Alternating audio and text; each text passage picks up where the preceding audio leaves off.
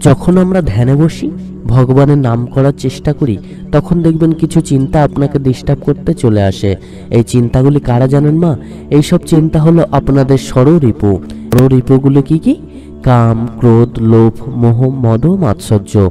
এই ষড়রিপু কাজই হলো নিজের প্রভুত্ব খাটিয়ে আমাদেরকে তার দলে টেনে নেয়া।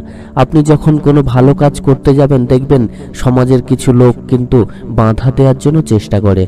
তো ভগবানের নাম ধ্যান করার মতো ভালো কাজ তো এ জীবনে আর কিছু হয় না। তাহলে আপনি কি করে ভাবলেন এত সহজে আপনি নাম জপে সাকসেসফুল হবেন?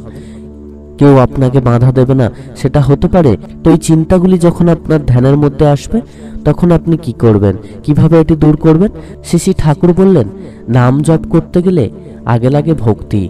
ঠাকুরকে ভালোবেসে মনের ভক্তিকে জাগিয়ে তুলতে হবে এবং মনের কনসেন্ট্রেশন পাওয়ারটা কিন্তু বাড়াতে হবে। এই কনসেন্ট্রেশন পাওয়ার বাড়ানোর জন্য ধ্যানে বসার আগে ঠাকুরের চক্রফটো আপনার চোখের সামনে ধরুন এবং চোখের পাতা না ফেলে দু চোখ ভরে ঠাকুরকে দেখতে থাকুন। ততক্ষণ দেখুন যতক্ষণ না আপনার চোখ থেকে জল বার হয়। তারপর আস্তে আস্তে চোখ বন্ধ করুন, তৃতীয় নয়ন দিয়ে ফটো দেখার চেষ্টা করুন আর প্রচুর নাম করতে থাকুন। তৃতীয় নয়ন মানে যেটি কপালের ঠিক মাঝখানে অবস্থিত।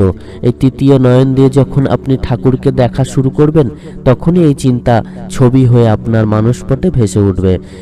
ওদের কাছে আপনাকে হেরে গেলে কিন্তু হবে না।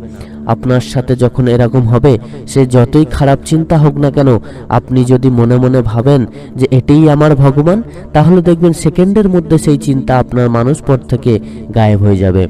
ঠিক ভগবানের নাম শুনলে যেমন ভূত পালায়, সেরকম আপনি যখন শয়তানকে ভগবান বানাবেন, সে কি সেই ভার বহন করতে পারে? তাই তারা নিমেষে গায়েব হয়ে যায়।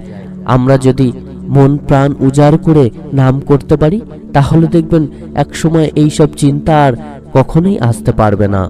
আর আপনার মন যদি চঞ্চল হয়, তাহলে আপনি চোখ বন্ধ করে আপনার হাতের মধ্যমা বা মাঝের আঙ্গুল দিয়ে আপনার তৃণয়নের স্থানে বা কপালের মাঝখানে হালকা স্পর্শ করে ধ্যান করতে থাকুন।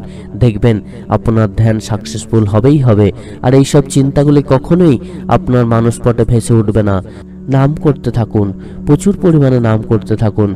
দেখবেন এক সময় ঠাকুর আপনার মানসপটে ভেসে উঠবেই উঠবে, আর তখনই আপনার ধ্যান সাকসেসফুল হবে। জয় গুরু।